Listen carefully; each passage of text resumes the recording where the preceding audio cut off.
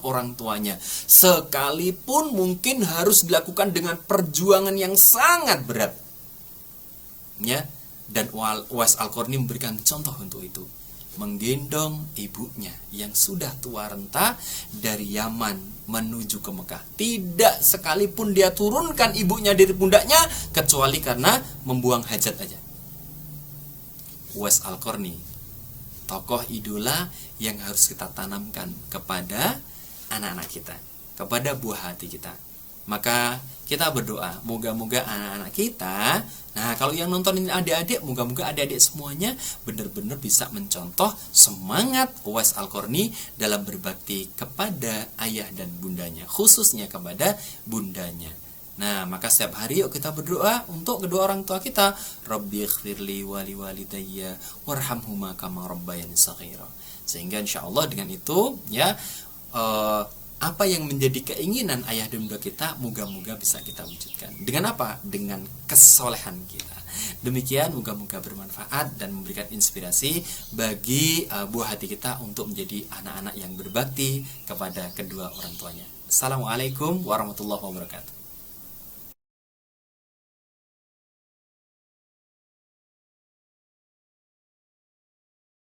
Assalamualaikum warahmatullahi wabarakatuh. Ayah bunda sekalian, ada yang bertanya nih, seperti apa sih kegiatan Wonderful Ramadan yang disajikan oleh Khalif Akid? Jadi ayah bunda sekalian, Wonderful Ramadan ini adalah kegiatan atau kegiatan online ya yang disajikan oleh Khalif Akid untuk siapa?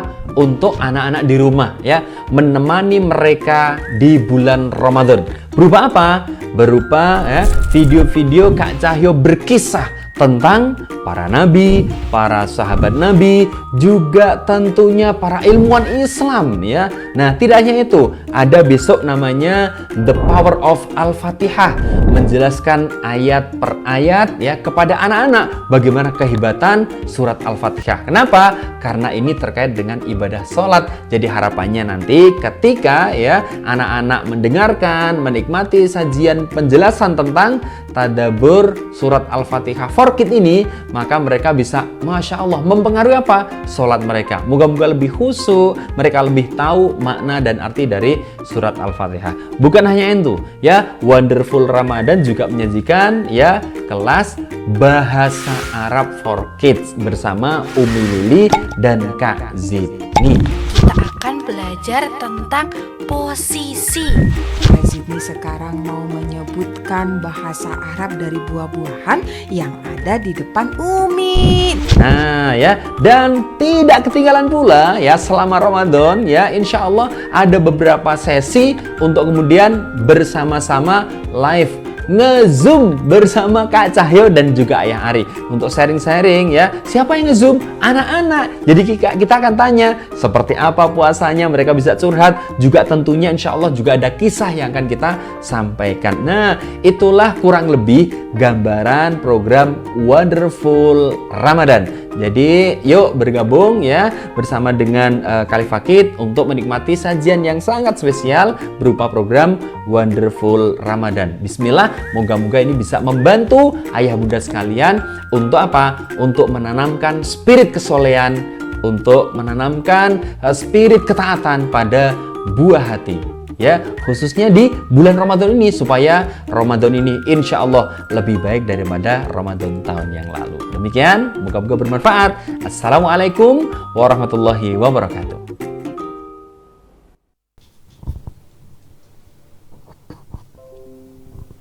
Assalamualaikum warahmatullahi wabarakatuh. Waalaikumsalam warahmatullahi wabarakatuh.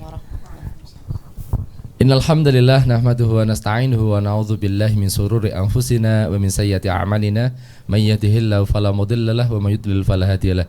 Asyhadu an la ilaha illallah wahdahu la syarika lahu wa asyhadu anna Muhammadan 'abduhu wa rasuluh la nabiyya ba'dah.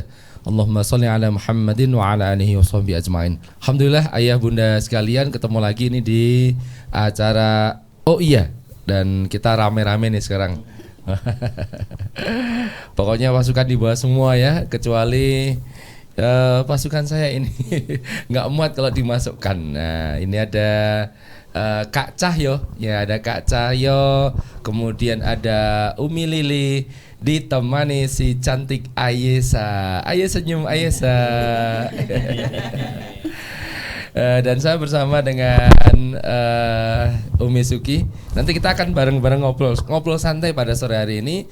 Tema yang mau kita bahas, ngobrolin problem anak-anak di bulan Ramadan. Kalau kemarin kita sudah sedikit sharing ya secara umum bagaimana mempersiapkan anak-anak menghadapi bulan suci. Hari ini kita akan lebih dalam lagi nih. Kita kadang sering menjumpai banyak masalah di anak-anak seputar Ramadan. Nanti kita akan obrolkan bareng, dan di akhir mungkin nanti kita akan bisa sharing juga dengan ayah bunda di rumah. Silahkan boleh menyampaikan pertanyaan yang nanti akan kita obrolkan bareng-bareng. Gitu. Kak Cahyo barangkali disapa Ya. ayah bunda sekalian. Bismillahirrahmanirrahim. Assalamualaikum warahmatullahi wabarakatuh. Alhamdulillahirabbil alamin. Allahumma shalli ala sayyidina Muhammad wa ala ali sayyidina Muhammad. Ayah bunda sekalian, dan mungkin di sini ada yang belum jadi ayah bunda juga ya. Moga-moga suara kita terdengar dengan jelas ya, karena hari ini memang kita pengen banyak sekali ngobrol ya, bicara tentang bagaimana mengoptimalkan Ramadan khususnya untuk buah hati kita, karena ini memang PR besar ya yang kita hadapi, karena memang bulan mulia ini jangan sampai terlewat begitu saja. Seperti halnya mungkin tahun ini saya berbeda ya, karena anak saya sudah di pondok gitu ya. Tinggal yang kecil ini ya, yang memang masih kecil gitu ya. Pun demikian saya tetap dengan istri saya mencoba untuk bismillah ya, mensuasanakan rumah ya, jadi suasana Ramadan ya. Dan nanti bagaimana tips, bagaimana segala macam yang bisa kemudian menjadikan keluarga kita siap dan enjoy menikmati sajian Ramadan, moga-moga nanti bisa kita temukan di sharing hari ini. Termasuk kita nanti akan coba mengupas program Wonderful Ramadan. Oh gitu iya, ya. masih banyak yang bertanya-tanya. Iya betul. Serunya apa Wonderful Ramadan? Kita akan ngobrol bareng tentang itu ya. Dan bicara Ramadan, kemarin sudah kita sedikit obrolkan dengan ayah bunda. Ramadan ini memang momen yang spesial banget. Kalau kita lihat obrolan kita dengan teman, dengan apa, kalau sama pengusaha biasanya melihat Ramadan ini peluang bisnis. Di sana banyak peluang bisnis terbuka ya. Kemudian kalau obrolannya siapa ya? Obrolan pegiat kajian yang mungkin seputar program-program kajian ya. Nah, ada yang kadang-kadang kita terlupa bahwa Ramadan ini momen yang luar biasa buat kita untuk membina anak-anak kita ya. Betul. Karena tidak kita jumpai suasana itu selain di bulan Ramadan, di bulan lain nggak ada yang seperti itu. Betul. Dan anak-anak sangat mudah untuk diarahkan, suasananya, kemudian kesadarannya itu luar biasa. Jadi kalau kelewat ini sangat disayangkan sekali. Ya, tadi ada statement menarik dari Ayah Ari ya. Bagaimana semuanya berburu sesuatu di bulan Ramadan. Ya, tadi yang pebisnis mulai dari bisnis sirup ya, itu sebulan sebelumnya sudah ada iklan sirup gitu ya. Bisnis fashion ya, mulai dari paling bawah ya, dari sandal itu biasa sudah ada ya, dari sarung, celana, baju, semuanya itu berburu bahwa Ramadan ini harus optimal lah penjualannya. Bahkan ada yang punya prinsip, kalau bisa sebulan jualan Ramadan itu bisa untuk 1 tahun. Ya, saya pernah ngobrol sama temen yang dia tuh jualan, itu dia mengatakan itu pokoknya Ramadan itu biasanya dia full benar-benar optimal, omset segala macam itu bisa hidup untuk 1 tahun gitu. Padahal kalau sahabat Nabi itu menggunakan bulan-bulan selain bulan Ramadan yang 1 tahun itu untuk fokus bisa berhasil di bulan Ramadan. Ini beda. Ramadan ini jadi momen untuk jualan, untuk hidup 1 tahun. Itulah ya gitu. Kosmetik juga sama, kosmetik, kerudung gitu ya. Hampir semuanya memanfaatkan isu Ramadan itu juga untuk campaign mereka. Tetapi lupa ya, kita sering lupa bahwa di rumah itu ada sesuatu yang juga harus kita kejar, yaitu apa? Bagaimana keluarga kita itu bisa sukses ya untuk menjalani bulan Ramadan kan. Khususnya anak-anak yang memang sedang apa namanya menuju ya fase atau proses atau masa mereka harus merasakan lapar dan sebagainya gitu ya. Iya. Dan di awal kayaknya kita perlu ngobrol sama uminya anak-anak ini. Ya betul. Karena ya kewajiban mendampingi anak-anak ini ya semua punya ya baik ayah atau bunda. Nah, tapi kadang memang yang akan banyak bersama dengan anak-anak adalah uminya. Betul. Nah, ngobrol seputar problem ketika Ramadan anak-anak biasanya apa yang muncul? Umi Lili barangkali. Saya dulu nih. Iya. Nah, biasanya pengalaman lebih banyak maksudnya karena memang tapi lupa loh, ini kan volume yang baik ya. Kita tadi lupa ya, bukan dengan bismillah. Oh, Masya Ya Allah, Allah. Iya. Padahal kita sering menyampaikan kullu amrin dzibalin la yubda'u fihi bi bismillahirrahmanirrahim fa huwa aqta. Jadi bismillah ya, kita awali hari ini dengan bacaan bismillah. Bismillahirrahmanirrahim. Nah, dulu mungkin tahun ini kita berbeda nih ya, karena kan ini ya si kecil gitu ya. Si imut ya. Nah, kalau dulu ada Fatih ya yang yang apa namanya di rumah kita yang secara usia belum balik. Artinya memang kan belum wajib.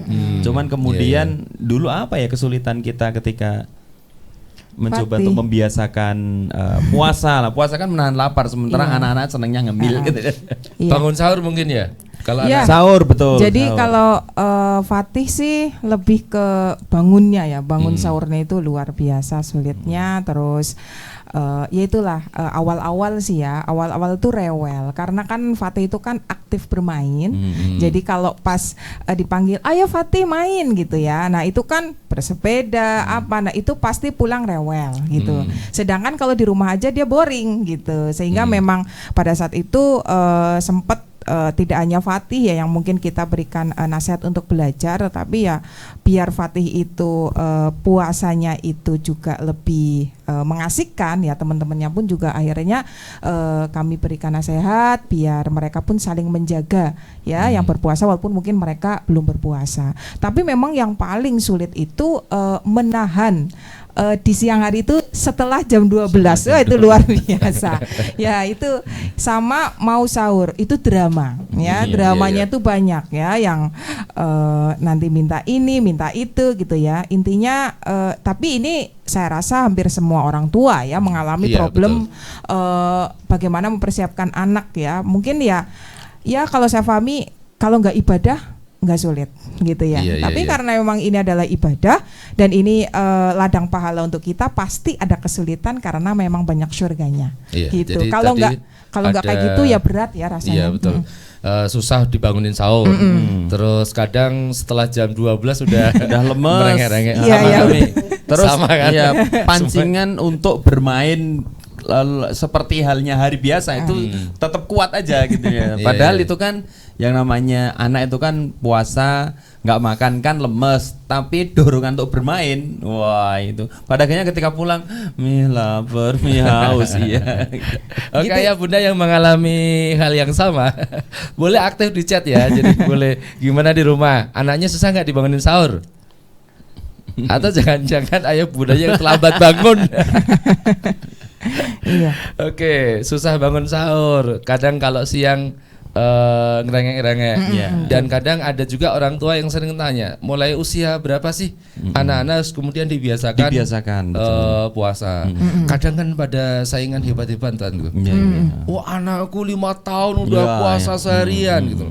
Kemudian yang lain jadi iri, anaknya dikasih hadiah. Pokoknya kalau bisa puasa seharian dikasih hadiah apa gitu.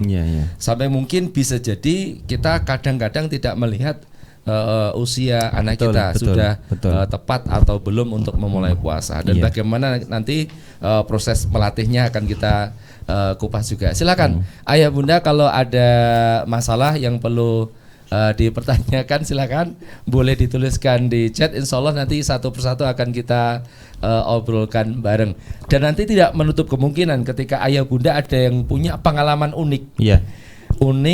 Seru mungkin mengkondisikan anak-anak ketika bangun sahur dengan kondisi yang semangat, boleh nanti kita kasih kesempatan untuk bisa menyampaikan pengalamannya. Ini mau kita bahas dari mana dulu nih yang menarik nih? Iya, yang pertama menurut saya pemahaman ya.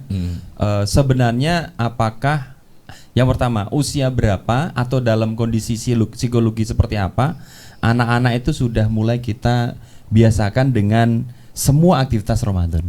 Karena tadi disampaikan bahwa ada orang yang bangga anaknya full ya puasa, padahal mungkin, mohon maaf ya, mungkin ada treatment yang sebenarnya itu mengarahkan psikologi yang nanti kalau dewasa dia jadi nggak nikmat karena mungkin ada terpaksa, ada segala macam. Mungkin itu sih dari sisi mulai kapan nih kira-kira gitu sih. Mungkin Umi Suki bisa coba untuk share awal nih gitu. Karena beliau yang punya pasukan paling banyak ya. Keluarga besar nih, luar Keluarga biasa. besar, ya. Bismillah, ini udah masuk. Udah. Bismillah, cek.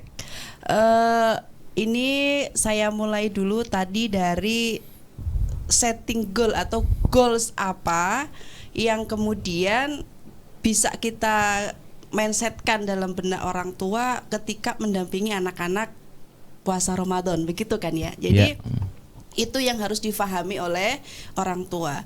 Jadi ibadah puasa ini bukan ibadah untuk hebat-hebatan gitu ya. Seperti kalau kita dulu ada film Syamil dan Dodo itu ya.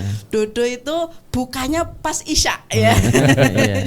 Saking dia pengen dikatakan kuat berpuasa. Mungkin zaman sekarang sudah nggak ada ya Syamil Kalau Dodo. Kak Cahyo diganti, bukan Samil dan Dudu ya. Tapi Azam dan Didu.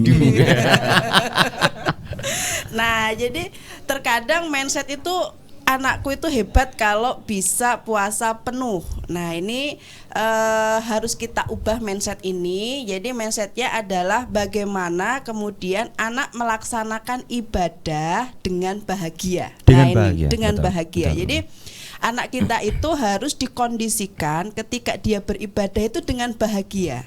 Kenapa? Untuk meminimalisasi trauma. Jadi kadang ketika dia sudah balik kemudian puasa, ada orang sudah balik itu tidak mau puasa karena sudah merasa tertekan di kecilnya, suruh puasa, kemudian tidak ada tujuan, jadi tidak dipahamkan berkaitan dengan tujuan puasa. Maka ini orang tua harus memahami bahwa ketika kita sedang mengajari anak kita beribadah, maka kita harus mensuasanakannya dengan bahagia. Jadi anak-anak itu seneng kalau dia melakukan ketaatan. Nah, setelah mindset itu kita tanamkan bahwa kita mengajari anak kita itu puasa agar bahagia, kita juga harus mempelajari step-step proses berpikir dan kematangan fisik anak. Nah, ini harus difahami karena tidak kemudian anak yang sudah 5 tahun puasa penuh itu menjadi hebat atau tidak menjadi hebat, nanti tergantung pemahaman yang difahami oleh anak. Nah, maka biasanya saya menyampaikan kepada ibu-ibu yang konsultasi gitu ya, itu saya buat rumus nih Om ya. Jadi rumusnya itu 4M. Nah, ini kayak corona ya. Udah tambah ya tadi 4 atau 3? 4. Oh, 4. Ada 4. Jadi yang pertama itu ya, sering saya sampaikan untuk anak-anak balita, M yang pertama adalah mensuasanakan atau mengkondisikan nih, kayak seperti Ayesa ini kan balita, anak saya juga yang balita ya, Gaza, Kaisa itu disuasanakan. Jadi dia tersuasanakan bahwa Ramadan itu istimewa. Ya, jadi istimewa, pahalanya itu dilipat gandakan. Jadi anak-anak bahagia ketika menyambut Ramadan. Kalau misalnya sebelum Covid ada takjil ya, nggak apa-apa, anak-anak kecil itu diajak takjil bersama. Jadi tersuasanakan bahwa Ramadan itu beda. Nah, terus ayah dan umi puasa, dan dia juga dikasih tahu, anak-anak balita tuh bisa dikasih tahu karena semuanya puasa, kalau makan sembunyi gitu ya. Jadi ada adab-adab yang bisa kita sampaikan kepada anak-anak balita karena mereka memang belum malah kalau bisa jangan diminta untuk puasa. Karena proses perkembangan tubuhnya masih membutuhkan nutrisi yang maksimal, gitu. Terus M yang kedua. Nah, ini ya, M yang kedua adalah melatih. Nah, melatih puasa ini yang sudah saya praktekkan ya Ibu semuanya, ayah bunda atau siapa papa mama ya, abi umi gitu.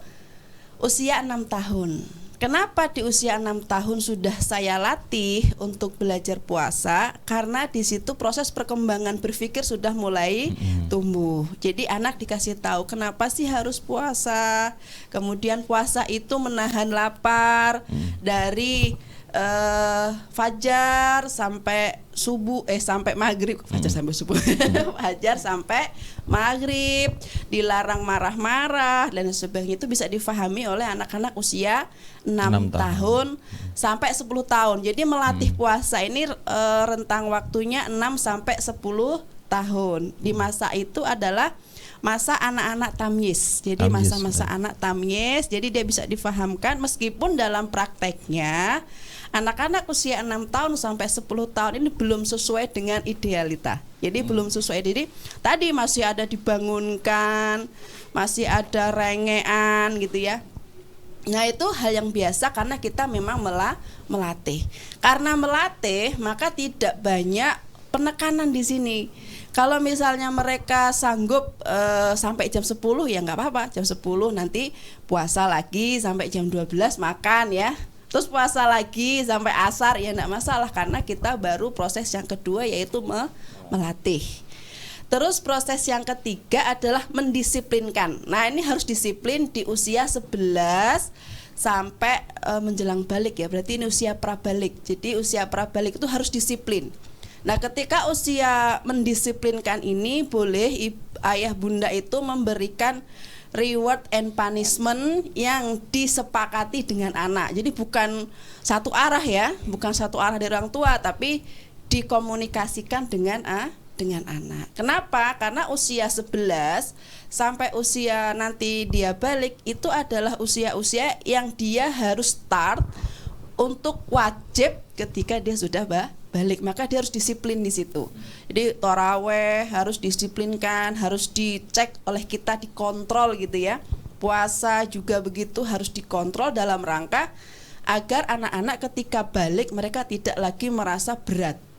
Ya, kaget gitu ya karena awalnya enggak terus jadi puasa gitu. Jadi di usia 11 sampai 13 tahunnya menjelang balik kita boleh orang tua agak strength ya, agak strength.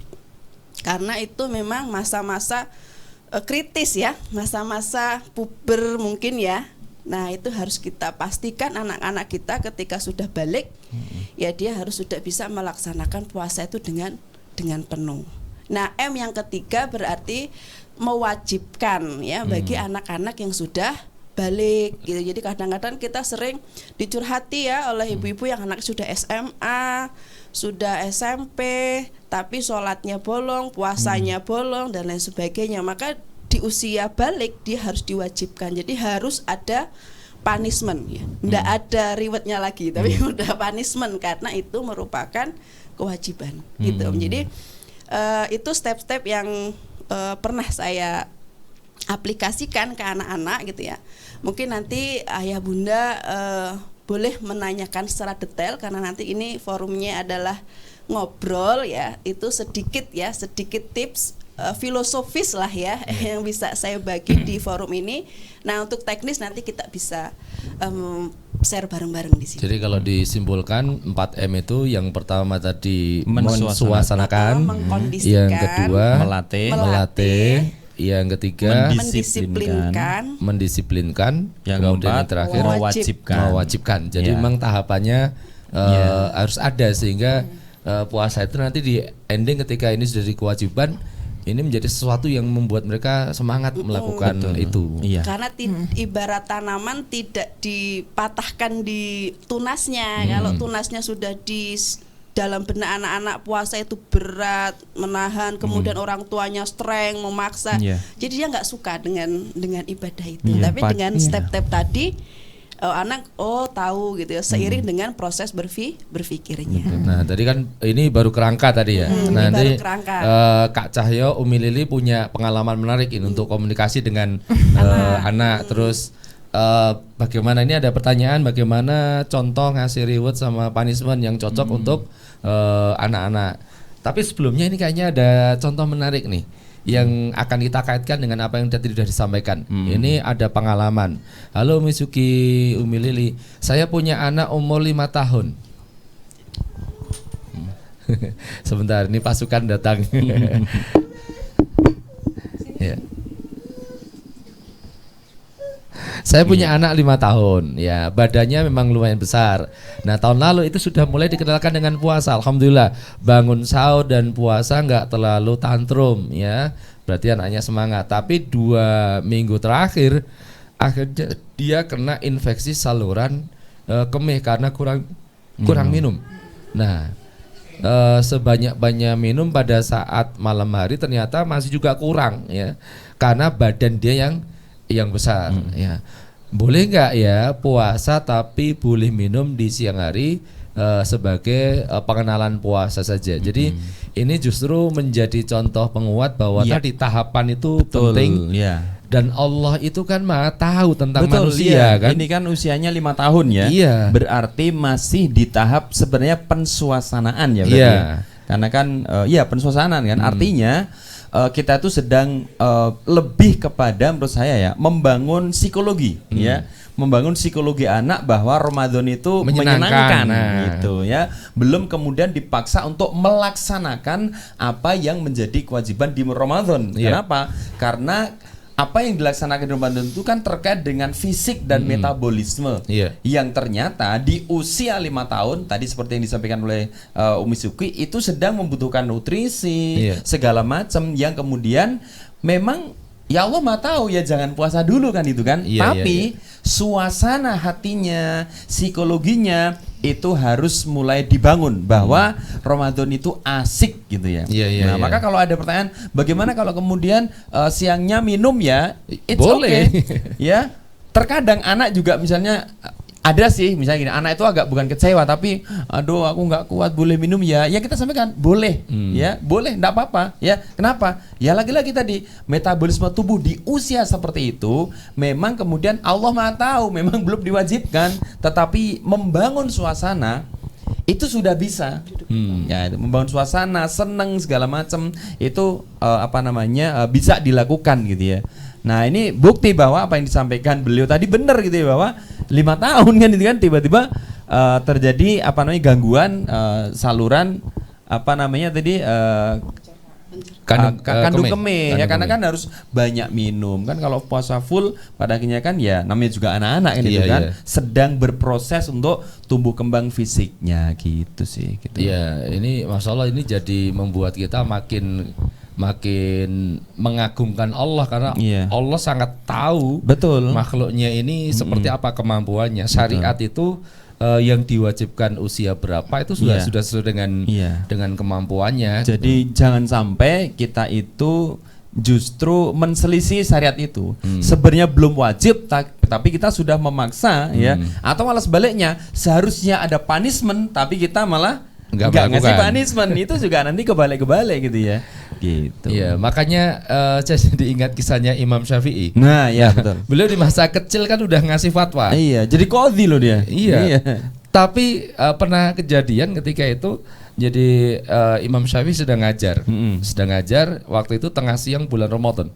Nah, tiba-tiba ketika tengah ngajar, beliau minum. Nah, ditegur sama murid-muridnya.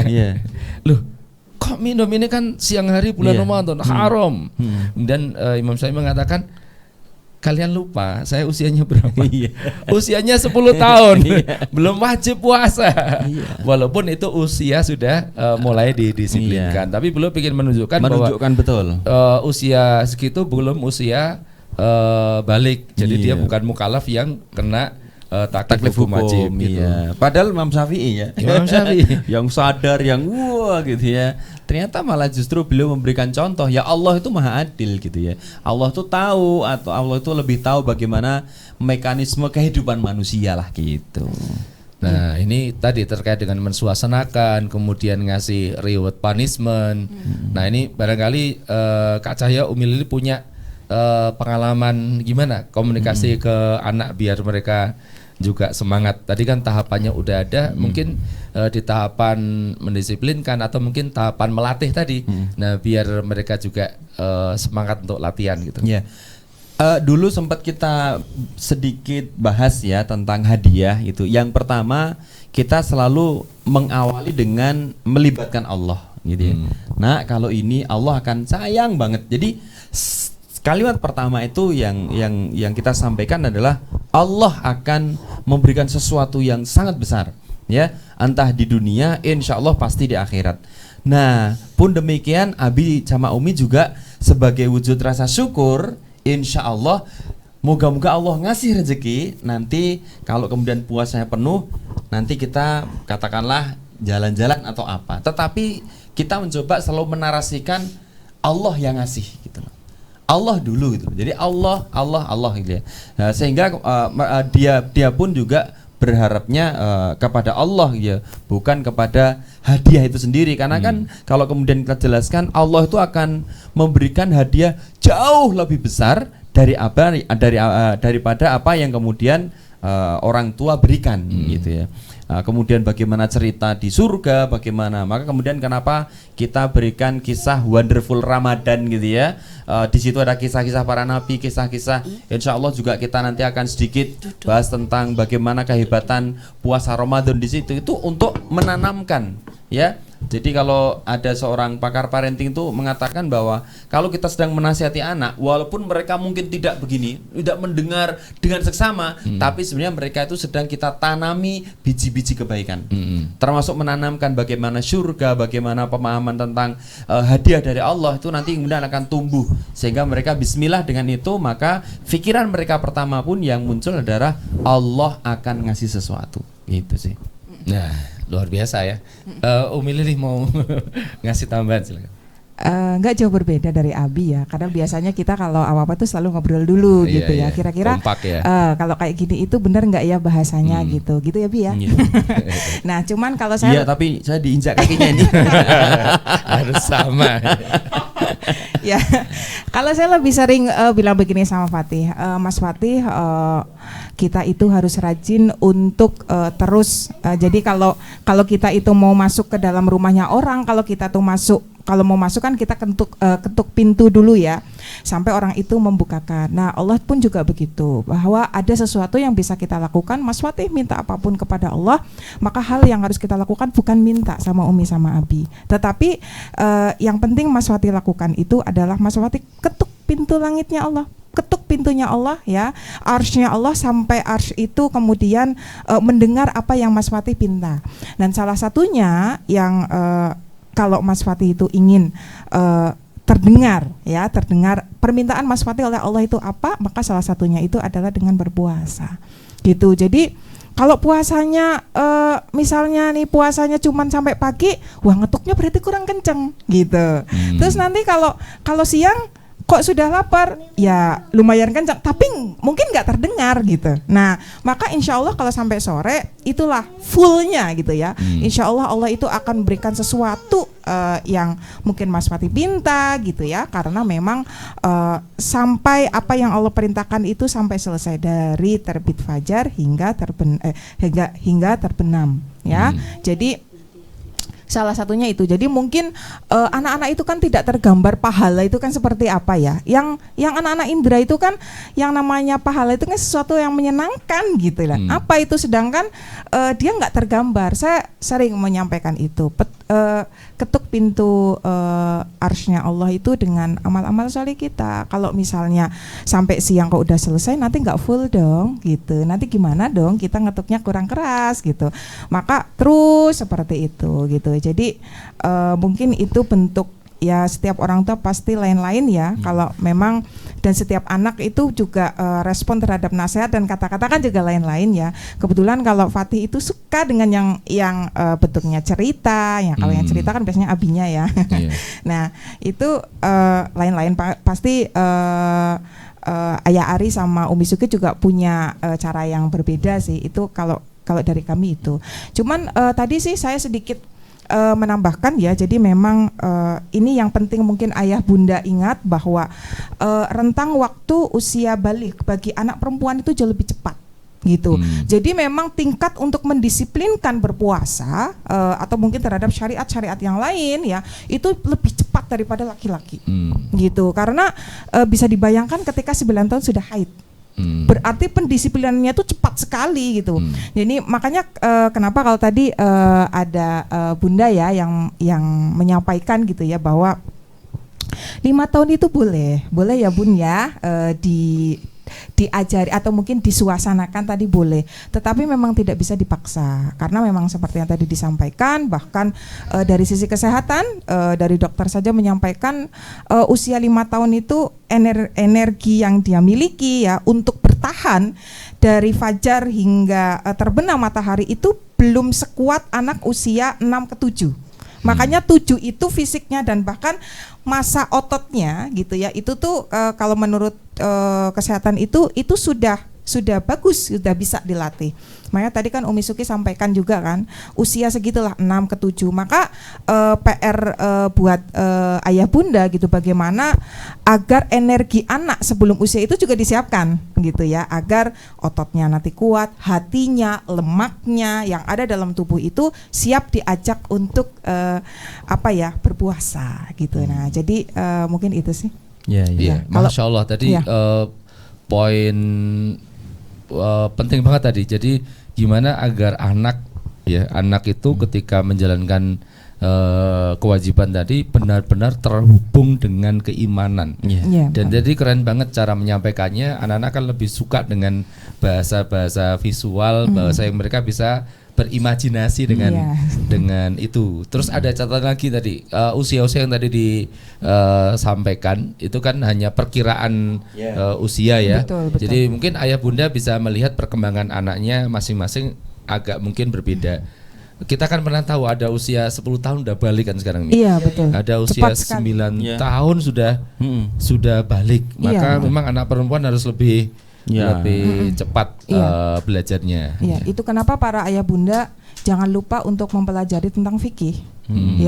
Karena fikih itu sangat penting, wabil khusus bundanya ya, uminya ya, yang memang selalu mendampingi anak-anak.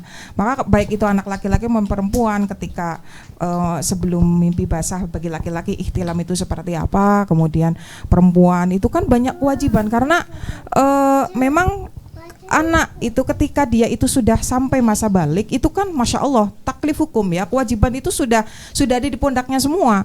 Maka ini yang kemudian tidak bisa terlepas dari kita adalah untuk mempelajari berbagai macam fikih, fikih sholat, fikih puasa, itu semua harus kita pelajari. Ya seperti tadi, karena saya pernah dikonsultasiin ya ibu-ibu yang kaget ketika anaknya itu menstruasi, dia harus bagaimana gitu. Sedangkan ini perkara yang tidak mudah ya mendisiplinkan anak dengan syariat gitu. Nah mungkin itu sih. Jadi masya Allah ini bulan Ramadan, bulan mulia, perbanyaklah menuntut ilmu ya. Insya Allah kalau bulan Ramadan itu kan banyak ya tempat-tempat kita ya mengkaji Islam dan salah satunya adalah silahkan mungkin perbanyak fikih ya. Ada fikih itu penting untuk untuk sebagai ilmu lah untuk anak-anak gitu. Iya betul sekali tadi ya. Iya tentang ilmunya juga kita harus tahu ya. Apalagi nanti kita anak-anak sekarang kan baliknya bisa lebih cepat gitu. Kemudian tadi terkait dengan program kita di Wonderful Ramadan. Kalau dikaitkan sama ini tadi, ya kadang-kadang kita butuh inspirasi bagaimana cara untuk memberikan insight kesadaran kepada anak terkait dengan ibadah di bulan Ramadan. Insya Allah juga nanti anak ada di program Wonderful Ramadan. Nanti penjelasannya di akhir nanti kita akan sampaikan. Insya Allah, ya. Kemudian tentang apa lagi tadi ya?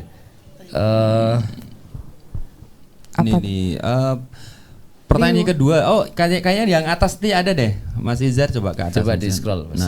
Nah. Oke. Banyak juga ternyata. Tips-tips menyemangati anak-anak insyaallah di rumah. Di rumah. Tips menyemangati anak-anak Ramadan di rumah. Tips-tips menyemangati anak-anak Ustadz. Insya Allah Ramadan ini di rumah mau ada acara kayak bukber khusus anak-anak ya di sekitar rumah lah gitu ya. Di situ anaknya kelas 5.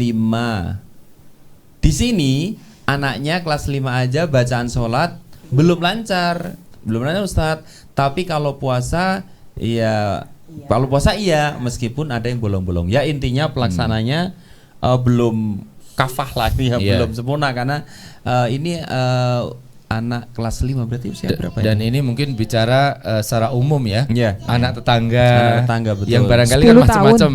Ada yang sama orang tuanya dikondisikan, ada yang sama sekali nggak diajari dengan sholat kelas 5 SD berapa. Tapi ini ada catatan menarik. Jadi di rumah mau ada acara kayak bukber. Jadi termasuk dalam dalam kerangka pensuasanaan gitu ya. Jadi biasanya anak-anak itu kan kalau banyak ya yang melakukan, maka mereka juga pengen melakukan baik itu kebaikan maupun keburukan, termasuk kemudian juga puasa.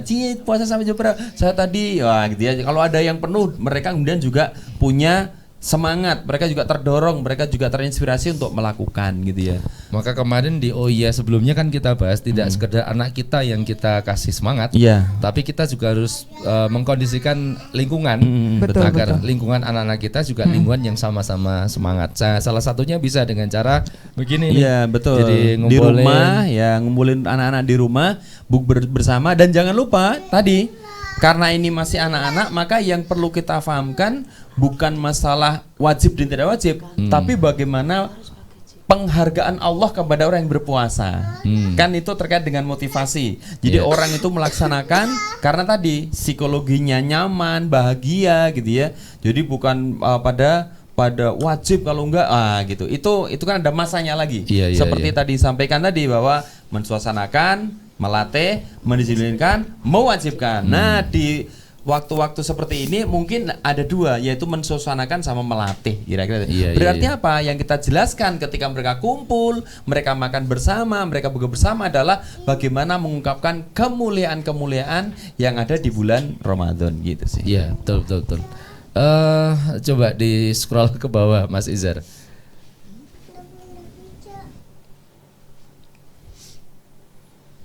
Baik, ada beberapa pertanyaan yang tadi sudah sekaligus bisa terjawab. Nah, ini kalau anaknya sekolah di sekolah TK dan bukan sekolah Islam. Jadi banyak teman-temannya yang non Muslim dan nggak paham tentang puasa ya. Oke, gimana bahasa yang super simple ya? Maksudnya mungkin bahasa yang bisa dipahami oleh anak-anak ya, buat menjelaskan puasa itu apa sama anak TK ke temennya yang non Muslim tadi. Jadi mungkin di sekolah itu ada yang Muslim, ada yang non Muslim. Bahkan mungkin ada kalanya di sekolah swasta yang sekolah non Muslim lebih dominan yang non Muslim sekolah di situ. Iya betul. Nah mungkin ada tips dari Kak Cahyo bagaimana ngomong nih ke anaknya biar nanti kalau dia ditanya oleh teman-temannya tahu tentang puasa. Walaupun sebenarnya di agama lain juga ada ajaran puasa. Jadi hampir di seluruh agama itu ada ajaran puasa walaupun dengan tata cara yang mungkin beda-beda gitu. Menurut saya sebenarnya jawaban di sekolahan itu tidak akan mungkin seinstan itu. Pasti harus diawali dari rumah. Jadi sejak dari rumah itu anak-anak memang sudah memahami tentang agamanya. Kan ini terkait dengan agama orang lain ya, yang beda agama. Berarti sejak di rumah itu mereka sudah punya tadi kebanggaan, kebahagiaan ya tentang agamanya. Maka berarti ini terkait juga dengan pendidikan di rumah gitu ya. Jadi dijawab dengan sesimpel apapun, kalau kemudian anak itu tidak bangga, itu juga mesti kok malah justru anaknya mungkin yang bertanya. Maka sejak awal menurut saya memang di rumah harus disuasanakan bagaimana pendidikan akidah kepada anak, termasuk menjelaskan tentang itu puasa segala macam itu harus beres dulu gitu lah. Baru ketika kemudian ya mereka di lingkungan yang berbeda, maka kebanggaan itulah yang kemudian nanti akan membuat mereka secara pede menjawab apa namanya, ketika mereka ditanya, loh kok kamu sholat, loh kok kamu puasa, jadi pondasinya menurut saya harus diperbaiki terlebih dahulu. Nah, bagaimana kira-kira menjawabnya? Ya mungkin kalau anak-anak yang katakanlah sudah bangga dengan agamanya, dia akan mengatakan, kenapa sih kamu nggak makan? Kita kan ini snack time, kan tadi ada tulisan snack time gitu ya. Ya mungkin kalau anaknya itu tadi disampaikan bahwa dia sedang berlatih untuk berpuasa, ya mungkin bisa disampaikan, ya ini dalam agamaku ya, bahwa salah satu kebaikan yang diperintahkan adalah berpuasa. Aku berpuasa nanti sampai jam 2 misalnya, kan baru latihan gitu ya. Mungkin bisa dengan seperti itu. Jadi disampaikan aja bahwa ini adalah perintah apa namanya dalam agamaku, dalam Islam, untuk mendapatkan kebaikan-kebaikan melalui puasa ini, mungkin begitu.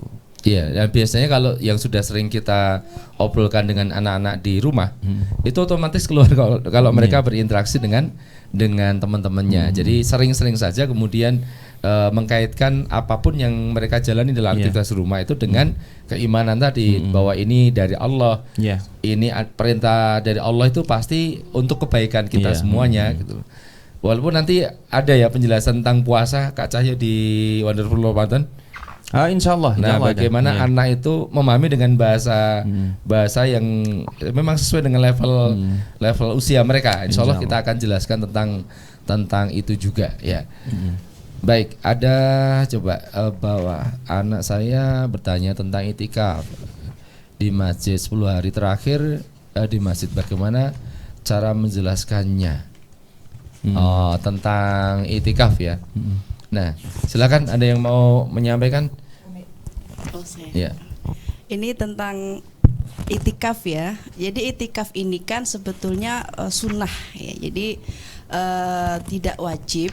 Jadi memang perintahnya pun untuk yang sudah balik ya, yang sudah balik. Dan kemudian untuk di masjid sendiri itu afdoliyahnya memang untuk laki-laki. Nah, kalau para ibu-ibu itu afdoliyahnya itu memang beriktikaf itu di tempat sholat di rumahnya. Jadi kalau wanita itu memang benar-benar ya Allah kasih rukhsah itikafnya itu di tempat sholat ya. Kalau mungkin rumah-rumah sekarang ada musola gitu ya. Nah, disitulah para wanita itu beriktikaf. Nah, sehingga kenapa Allah memberikan ini? Karena Allah tahu bahwa ibu-ibu itu dekat dengan anak, ya, dekat dengan anak, dekat dengan urusan rumah tangga. Nah, jika kemudian ibu-ibu ini juga diafdoliyahkan di masjid, nah ini kan akan mengganggu kewajiban yang sudah Allah tetapkan kepada ibu-ibu, yaitu sebagai umun warobatul bait atau sebagai ibu dan pengatur rumah tangga. Nah, untuk anak-anak sendiri, untuk proses melatih ini boleh ya, boleh melatih diajak oleh ayahnya, diajak oleh pamannya ya, dengan catatan ya anak-anak itu sudah memahami toharoh. Nah ini ya Bu ya, jadi harus difahami oleh orang tua ketika mengajak anak kita itu ke masjid, kita pastikan anak-anak kita itu memahami toharoh. Jadi kalau kita mungkin sudah mengizinkan anak kita untuk itikaf di masjid, berarti kita pastikan anak kita tidak kalau bahasa Jawa tuh kicrit ya, apa ya? Apa ya? Saya sudah lama sekali tidak menerima kicrit.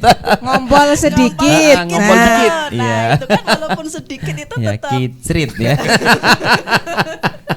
ya itu. Nah, kadang-kadang anak itu tidak sengaja itu yang jadi kalau memang kita itu mau mensuasanakan anak kita itikaf, maka kita harus perhitungkan masalah toharo ini karena itu di tempat umum. Maka untuk anak usia di bawah 10 tahun tadi ya, yang masa melatih tadi, dia boleh mungkin ke masjid setelah Isya. Setelah Isya mungkin dia taraweh, boleh nanti jam 9 jam berapa pulang gitu ya. Tidak boleh menginap di masjid dulu karena konsep toharohnya terkadang anak-anak usia ini belum memahami. Baru kemudian di usia 11 tadi yang mendisiplinkan, maka ini boleh ayah bunda untuk mengajak atau ya mengkondisikan anak-anak itikaf di masjid dengan catatan tadi ya toharohnya udah beres. Jadi dia toharohnya udah beres. Nah, bagaimana menggantikannya gitu ya? Menggantikannya berarti bersama bundanya tadi ya di tempat sholat di rumah. Jadi dikondisikan. Nah, bagaimana menjelaskan berkaitan iktikaf? Maka iktikaf ini kan sebetulnya berdiam ya. Berdiam untuk berzikir, mengingat Allah, kemudian membaca Al-Quran dan lain sebagainya. Karena masih anak-anak ya, tadi sesuai tahapan tadi aja. Jadi kita kalau anak bisa tadarus satu muka gitu ya udah, kuatnya di situ ya sudah, tidak boleh kita paksa-paksa sehingga itu menjadi beban bagi anak-anak. Begitu ya Bu untuk iktikaf. Begitu Ya. Om. Iya. Oke. Nah, ini mungkin sekaligus ini Ustazah, bagaimana contoh reward dan punishment di masa mendisiplinkan. Nah, ini gimana ini? Kayaknya Umi Suki lagi ini. Oh gitu ya. Iya. Jadi saya tadi sudah di awal sama sebagaimana Kak Cahyo dan Umi Lili menyampaikan bahwa reward dan punishment itu urgensitasnya adalah dari Allah. Jadi bahwa kita tuh beribadah semuanya itu lillah untuk Allah. Nah, adapun tadi reward dari orang tua ya tadi ya, karena orang tua tuh bersyukur, sayang ya, kemudian memberikan motivasi ke anak, maka dia diberi reward. Nah, reward ini reward dan punishment ini harus gitu ya sesuai dengan kesepakatan yang kita lakukan bersama anak, karena dia udah usia 11 tahun kan. Jadi kalau di usia 10 tahun itu kita tidak boleh memberikan punishment, tapi boleh memberikan reward. Nah, tapi kalau sudah usia 11 tahun tadi, kita boleh memberikan punishment atau memberikan ikop lah gitu ya. Nah, ikopnya ini sesuai kesepakatan ya dengan anak. Jadi kayak kita tuh membuat aturan diketahui bersama. Betul. Jadi ketika anak melanggar, nah ini kan kemarin sudah janji Iya. gitu ya. Jadi ada kesadaran bahwa oh aku melanggar ya wajar kalau aku di punishment kan gitu kan. Bukan sekonyong-konyong Iya. gitu ya, bukan orang tua langsung mendadak memberikan punishment, anak nggak tahu loh aku salahnya apa kok tiba-tiba dihukum seperti ini. Nah, jadi nanti cari cari kesepakatan dengan anak. Misalnya contoh ya Bu ya, contoh teknis nih. Kalau bisa puasa penuh, nah nanti boleh memilih buka pakai apa. Nah, jadi misalnya dia sukanya anak saya tuh sukanya itu ayam Kentucky itu ya. Nah, gitu.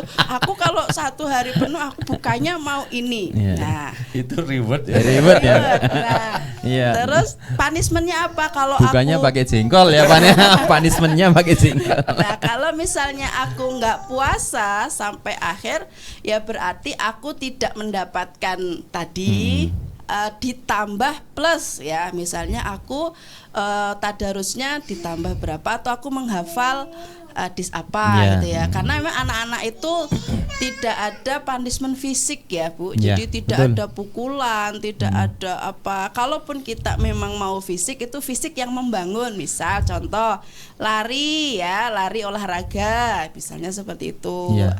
Jadi untuk anak-anak itu memang punishmentnya tuh jangan bersifat fisik yang Bahkan punishmentnya itu justru lebih mengarah dia akan mendapatkan kebaikan. Misalnya gitu. dulu kita pernah punishment Mas Fatih ya, itu menulis Bismillah berapa ya 50 atau 100 kali 100, gitu. 100 itu ingat. Pada akhirnya malah dia tambah lancar nulis gitu ya, itu misalnya lah Iya. gitu ya. Jadi punishment itu pun juga mengarahkan dia untuk ternyata punya hal yang baik pula gitu ya gitu. Saya pernah ke anak saya, ya fisik, tapi fisik yang menyehatkan.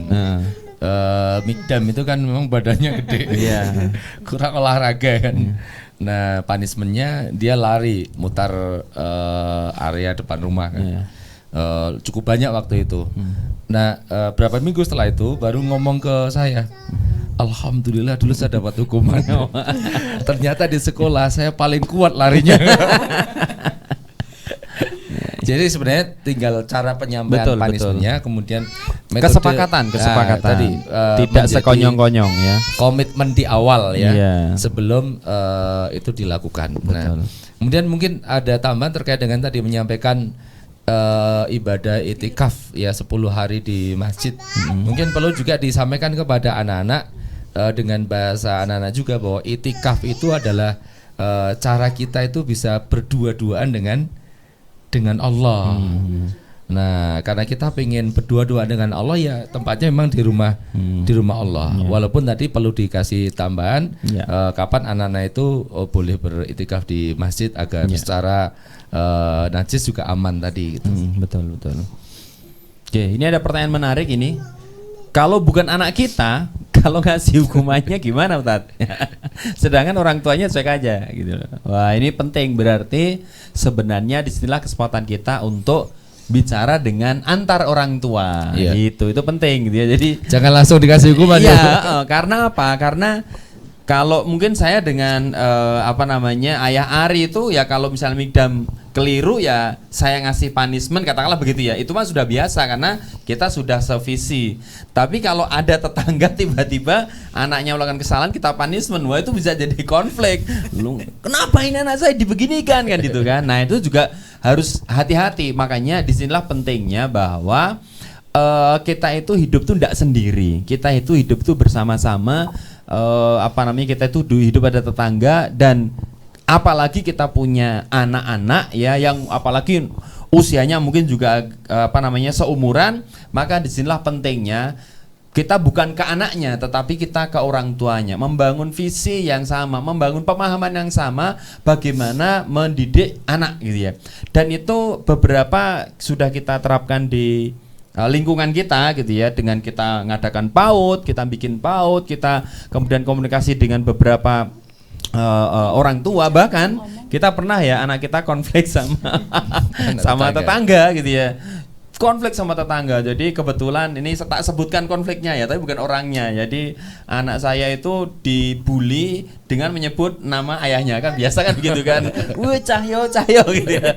Nah, anak saya nggak terima, langsung itu sandalnya itu ambil kemudian dilempar ke dalam got gitulah gitu ya. Ternyata sekarang masih ada bulian gitu. Iya, aku tahu. Loh, masih ada bulian tuh, bully ayahnya gitu loh. Nah, anak saya itu nggak terima akhirnya. Nah, itu kan konflik.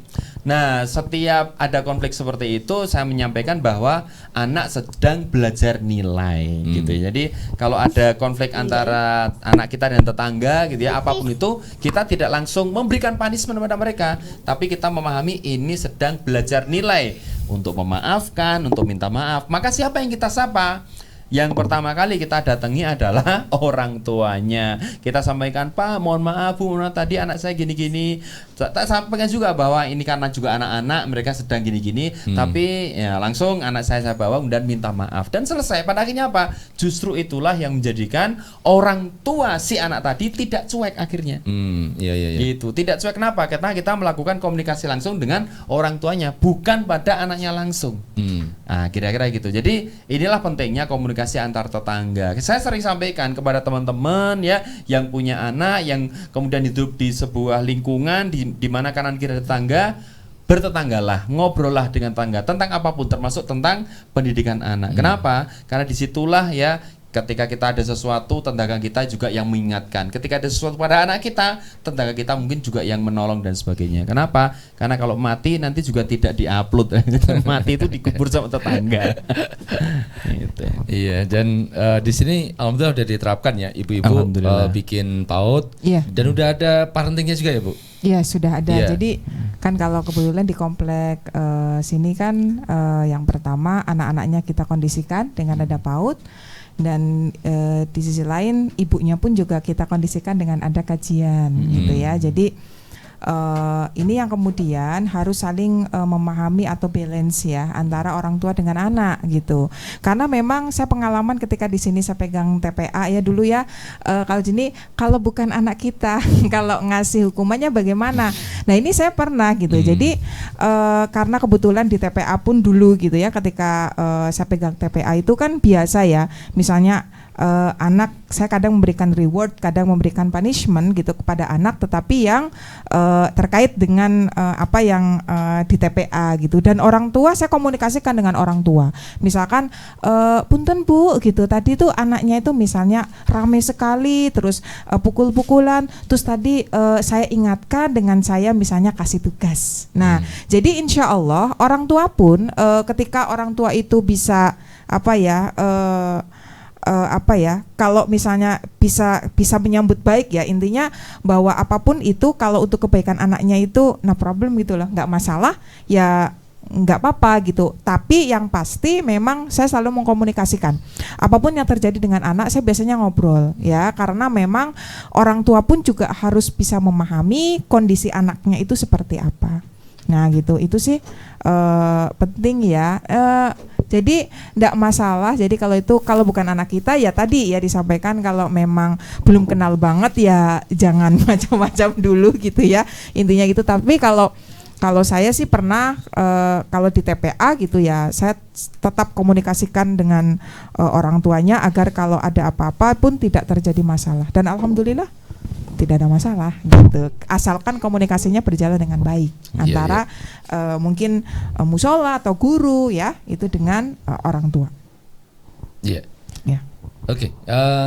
Pertanyaan belum ada tambahan lagi nih kayaknya, tapi ada tadi yang sering muncul di kalangan kita, di hampir di seluruh keluarga pasti pernah mengalami ini, anaknya susah dibangunin sahur. Nah, ini mungkin bisa sharing-sharing tipsnya seperti apa ya. Mungkin Kak Cahyo beda ketika waktu itu mendapati Fatih susah dibangunkan, caranya bagaimana. Saya juga mungkin punya pengalaman yang beda. Mungkin bisa sharing hari ini ke ayah bunda sekalian. Silakan, boleh Kak. Iya, jadi karena dulu kita kan ya tadi tiba-tiba disebut sebagai seorang ayah gitu ya. Itu yang sering kita sampaikan, bahwa nyata ilmu parenting itu kalau boleh waktu itu kita putar kembali, maka salah satu ilmu yang harus kita pelajari adalah ilmu parenting, termasuk juga bagaimana ilmu membangunkan anak sehingga tadi anak tidak trauma.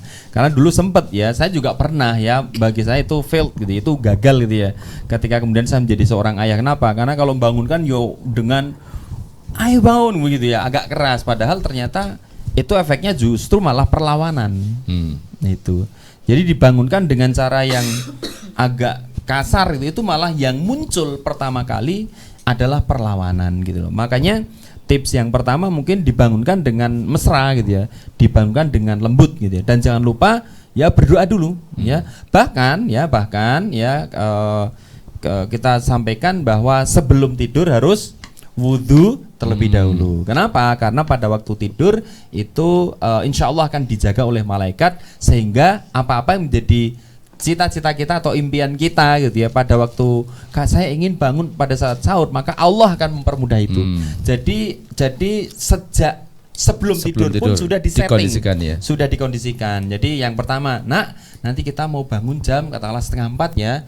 Nah, biar setannya itu ndak menang gitu ya. Loh, kan setan kan sudah dibelenggu gitu kan. Nah, kita juga sampaikan ya, menurut para ulama yang dibelenggu itulah setan-setan yang besar, tapi setan yang kecil masih banyak. Salah satunya setan yang membuat kita tidur nyaman. Nah, itu harus dikalahkan dengan cara apa?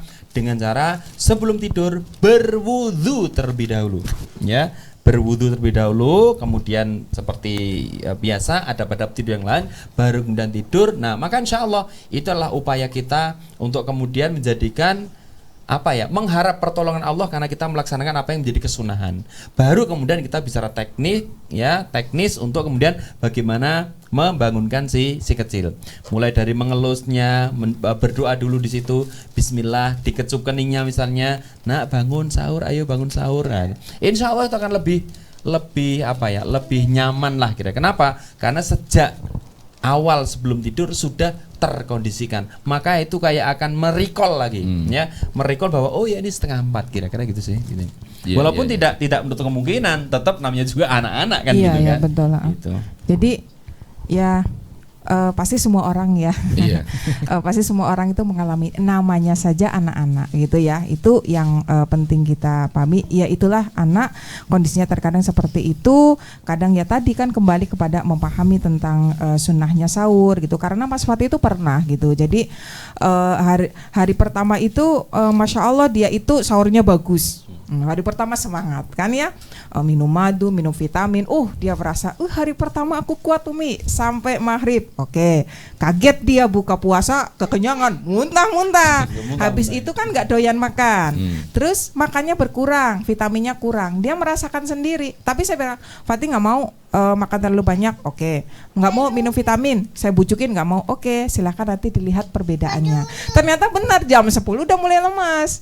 Terus Dian jawab sendiri, ini gara-gara Fatih tadi nggak minum madu nih kayaknya Mi ya. Ya mungkin bisa begitu. Atau gara-gara tadi minumnya kurang. Akhirnya dia tuh menganalisa sendiri, menjawab sendiri gitu ya. Dan selanjutnya itu kemudian ya itulah dia mau sahur lagi. Dan kalau model mungkin seperti Fatih itu kan anaknya itu kan memang sangat aktif ya, tidur kadang malam. Saya hanya ingatkan aja, Mas, nanti kita kan harus bangun sahur. Kalau tidurnya terlalu malam, nanti susah bangunnya.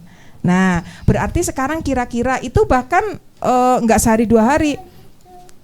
Jadi hari pertama misalkan dia tidur jam 11, ternyata bangun rewel. Saya turunkan lagi, Mas kemarin jam 11 loh Mas, dibangunkan jam 4 rewel. Coba sekarang dia masih belum mau tidur kan karena gitu. Sekarang setengah 11, lebih cepat. Nah itu sampai dia itu bisa mengukur, ini terlalu malam nanti besok sahur soalnya nanti susah lagi bangunin. Nah itu mungkin sering ya antara orang tua juga macam-macam dan kenali anaknya masing-masing. Ya walaupun pastilah ada kesalahan, ada tadilah salahnya, kita pernah melakukan kesalahan itu pasti. Ya, saya itu kalau ditanya banyak sekali hal yang salah yang saya lakukan itu sampai ketika saya pelatihan dengan Bunda Rani Rozak Nukman ya, ketika itu seperti apa yang disampaikan semua itu saya salah semua. Jadi selama ini yang beliau katakan salah, saya salah semua. Tetapi ya itulah ya. Kita sama-sama belajar, jadi saya sering menyampaikan sama Mas Fatih Umi minta maaf ya kalau misalkan selama ini Umi itu ada salah gitu, itu sering. Nah jadi kita semuanya belajar di sini ya, tadi tidak ada persaingan, semuanya belajar agar lebih baik. Tapi satu hal yang penting yang saya pun mengalami bedanya, itu adalah saya selalu ingat nasihat guru saya gitu, bahwa satu hal yang harus kita lakukan ketika kita itu menghadapi anak itu, misalkan dalam posisi itu kita jangan panik. Kita tuh jangan panik. Kalau mungkin dalam bahasa Jawa ya, ge nanti anakku nggak kuat. Ge nanti anak itu bahasa Jawa. Apa ya bahasa? Jangan-jangan. Oh iya. Ge. Kitrit ge apa meneh iki. Ya, ini. Jangan-jangan nanti anakku nggak kuat, jangan-jangan rewel, nah kata jangan-jangan itu jangan ada dalam benak kita. Itu ternyata mempengaruhi anak. Jadi kan wajar anak itu latihan ya, sedang puasa mendisiplinkan, tapi kadang wah nanti nggak kuat. Misalkan hari ini sekolah gimana dong? Nah rasa terutama seorang ibu ya, itu saya pernah khawatir dengan Fatih. Wah ini nanti nggak rewel beneran. Rewel. Tetapi ketika udahlah saya pasrahkan sama Allah, bismillah, ini kan ibadah. Allah tuh tahu gitu ya, bahwa Allah yang mengkondisikan tubuh kita. Ketika kita bilang nawaitu ya, kita niat, maka tubuh kita itu sebenarnya merespon ya, merespon bahwa oh iya saya itu sedang diajak berpuasa. Maka satu hal yang mungkin ayah bunda penting ya, jangan lupa kita sebagai orang tuanya juga harus mendekatkan diri kepada Allah ya. Agar apa gitu, bahwa ada sebuah janji dari Allah ketika kita rajin mendekat diri kepada Allah, kemudian banyak zikir, banyak qiyamul lail, banyak tahajud, insya Allah Allah itu akan memberikan kemudahan dalam diri kita. Ibaratnya Allah itu menempelkan lisan Allah pada lisan kita ya, tangan Allah pada tangan kita. Maka itu pun pernah saya alami betul gitu ya, ketika saya itu sebelum membangunkan Fatih, pada malamnya saya minta kepada Allah semoga anak saya hari ini dimudahkan. Itu dibangunkan mudah gitu ya. Iya, Tetapi iya. ketika itu enggak kita minta sama Allah, mungkin ketika lisan kita nak itu bukan enggak dibantu sama Allah. Sehingga apa yang muncul? Saya rasakan juga. Saya pernah emosi. Tangi ora Mas. Dalam bahasa terus diseret tangi ora gitu kan gitu ya. Itu mungkin ayah bunda kami di sini bukan orang yang selalu lolos dalam masalah emosi gitu ya.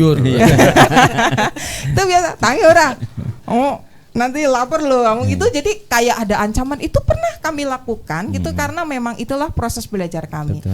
Tapi itu yang kemudian ketika saya mendengarkan nasihat dari guru bahwa untuk mendatangkan Allah itu di lisan kita, kemudian Allah mendatangkan di di dalam diri kita, itu adalah salah satunya dengan mendekat dulu kepada Allah.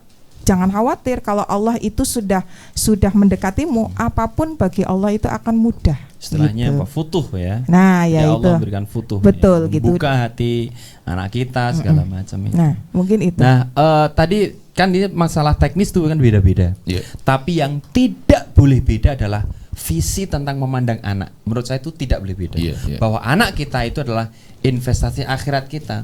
Maka kalau kemudian kita memandang anak kita sebagai ini adalah insya Allah ahli ibadah, ini adalah tabungan kita di akhirat, maka pelan-pelan visi itu yang kemudian insya Allah Allah juga akan bukakan nanti ya jalan solusi yang mungkin ternyata begini, ternyata akhirnya kita memahami kesalahan, ini ternyata kita dipertemukan dengan guru gitu ya. Tapi kalau kita sudah salah memandang anak kita, harus kita apakan? Ini menurut saya yang menjadi sumber malapetaka bagi sebuah keluarga gitu. Kenapa? Betul. Salah memandang anak itu maka nanti treatmentnya akan salah pula. Tapi kalau benar memandang anak bahwa anak adalah tabungan akhirat kita, mereka adalah orang yang mungkin nanti akan menarik kita ya ke dalam surga, menyelamatkan kita dalam akhirat, maka insya Allah kesalahan kita itu akan kemudian mendapatkan sinyal, itu salah loh, yuk belajar dulu yuk, kira-kira begitu sih. Iya, Masya Allah, bagus sekali tadi disampaikan oleh Kak Cahyo dan Umi Lili tadi ya. Saya menambah sedikit terkait dengan anak yang agak susah bangun sahur. Nah kadang-kadang tadi udah disinggung sedikit oleh Umi Lili, kadang-kadang kebiasaan tidur anak juga perlu kita atur, kita setting, kita biasakan dengan pola yang nanti sesuai dengan fisik yang memang harus bangun lebih awal. Yeah. Maka memang tidurnya harus lebih awal, jam 9 misalnya harus sudah tidur. Saya pernah pengalaman ke anak saya setelah saya biasakan tidak boleh begadang, biasanya begadangnya baca buku mereka. Begadang baca buku lebih dari jam 9. Pokoknya jam 9 sudah harus istirahat, harus tidur. Ternyata bangunnya juga mudah. Apalagi kalau kita sempurnakan sekalian seharian itu pola aktivitasnya juga mereka kita atur, kita kondisikan. Siang itu ada istirahat, tidur qailullah sebelum zuhur. Nah itu bagus banget untuk mengkondisikan bangun malamnya anak. Ya, baru kemudian malam jam 9 juga harus tidur. Kemudian tadi bagus banget disampaikan Kak Cahyo, sebelum tidur memang harus wudu dulu. Dan itu saat yang tepat untuk bikin kesepakatan dengan mereka. Betul. Kita besok bangun jam berapa ya?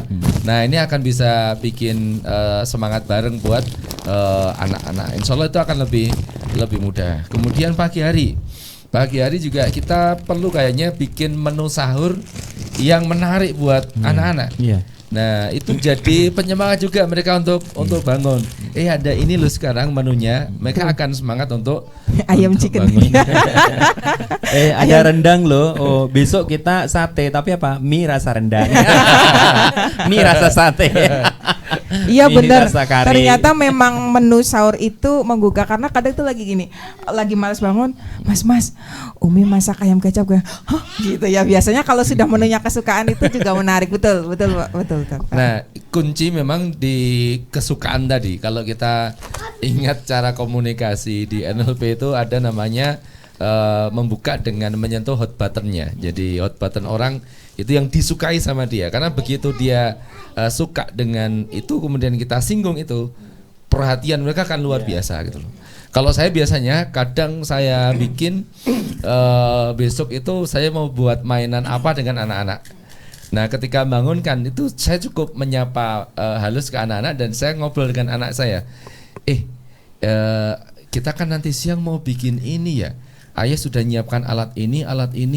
Wah, mereka langsung nyambung itu, langsung bangun kemudian ngobrol. Nggak terasa mereka sudah seger lagi dan bisa siap untuk makan sahur.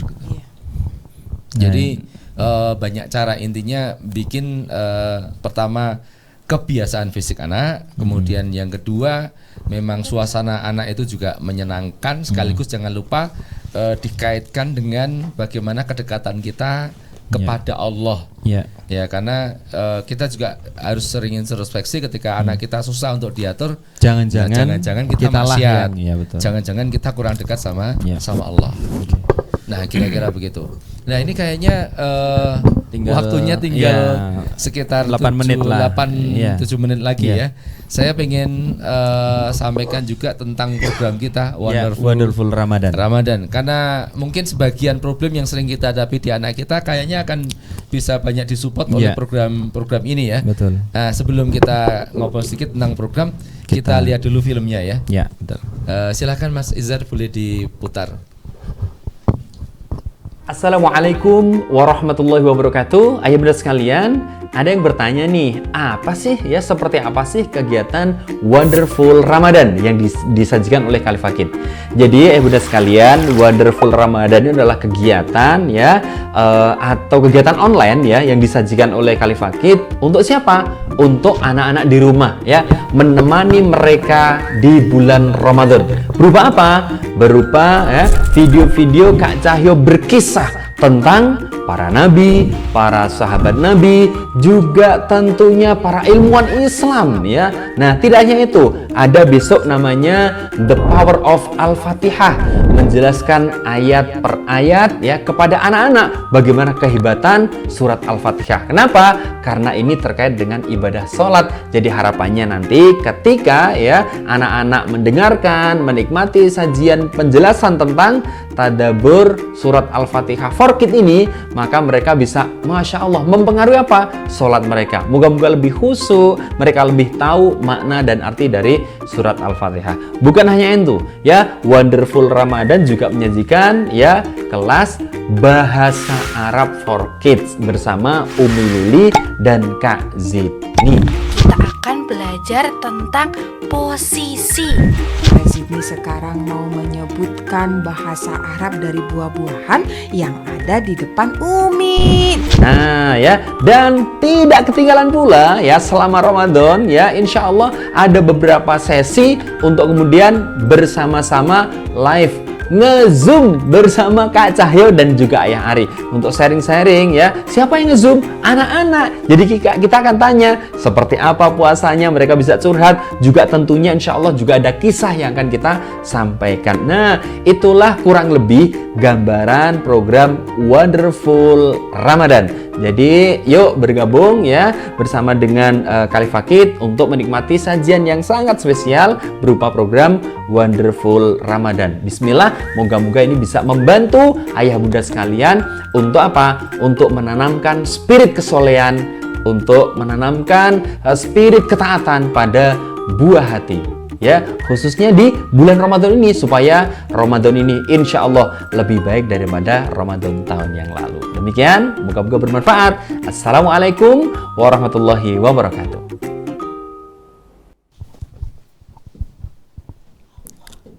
Iya. Kira begitu gambaran garis besarnya ya. Mungkin Kak Cahyo mau menambahkan informasi menarik di dalam program ini Yang pertama, Khalifakid Bismillah ingin konsisten untuk menghadirkan, jadi kayak main course-nya itu, menu utama itu adalah kisah-kisah inspiratif yang kita ambil dari kisah para nabi, kisah para sahabat nabi, bahkan termasuk kisah orang-orang zalim. Wah, ini penting karena anak-anak juga harus tahu orang zalim itu kayak apa gitu loh. Biar mereka gak suka dengan perbuatannya. Betul. Jadi siapa sih Musailamah gitu siapa sih Korun katalah, siapa sih kemudian orang-orang yang jahat kepada Nabi sehingga mereka membenci itu gitu. Nabi aja membenci katakanlah orang-orang itu kita juga harus sampaikan ini yang dibenci oleh Nabi, sifat mereka dan lain sebagainya. Nah, jadi yang kita ceritakan kan terkadang ya cerita orang-orang yang solih dia. Nah, di Ramadan kali ini kita akan coba juga menceritakan kisah-kisah orang-orang yang tidak solih juga gitu ya. Gitu. Seperti misalnya, kenapa sih dulu ada yang menyembah berhala? Siapa ini? Siapa yang pencetusnya nih? Nah, itu juga penting gitu ya. Nah, karena Kak Cah itu pernah berkisah ya tentang apa itu makna jahiliyah.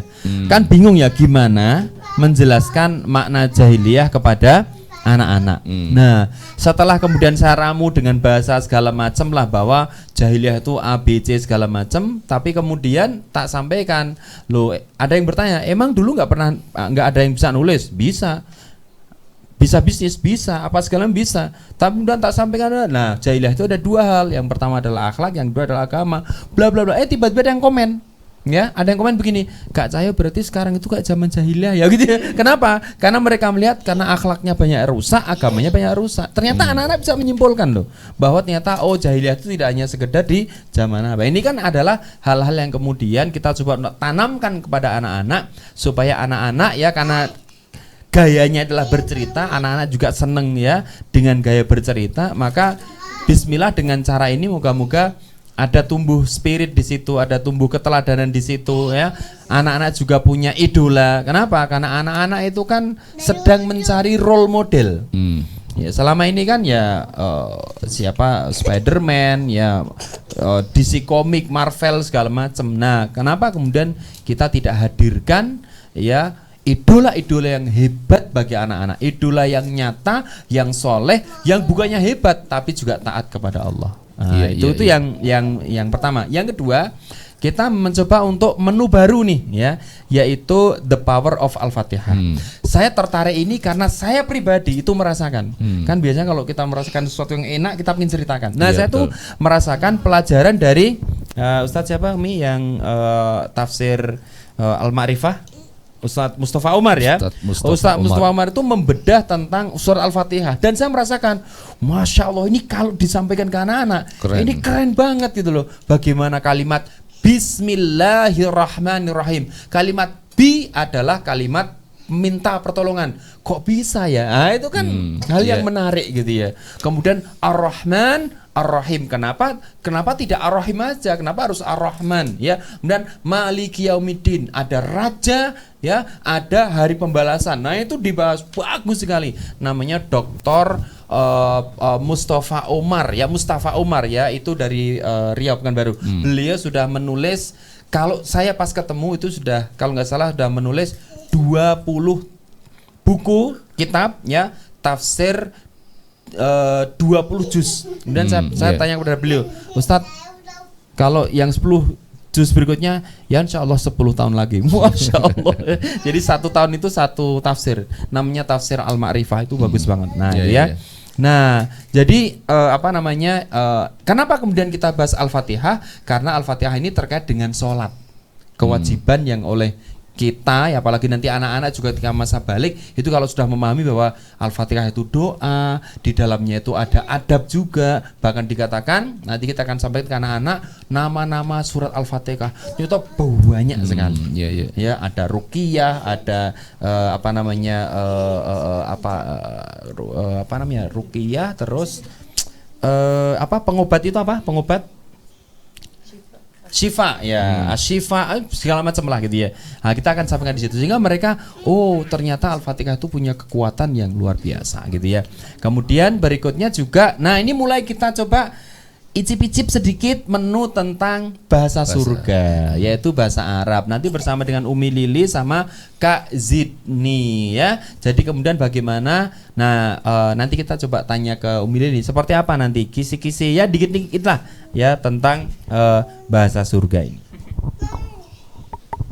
Ya, Masya Allah ya Ayah Bunda, Alhamdulillah.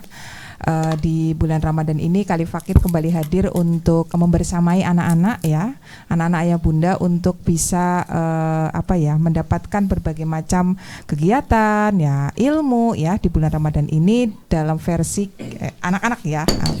Nah, insya Allah di Ramadan kali ini di Wonderful Ramadan ada kelas bahasa Arab for Kids ya, dimana nanti jangan khawatir, insya Allah memang di kelas ini karena kami hanya 4 kali pertemuan ya, jadi kami hanya ingin mengenalkan tentang bahasa Arab.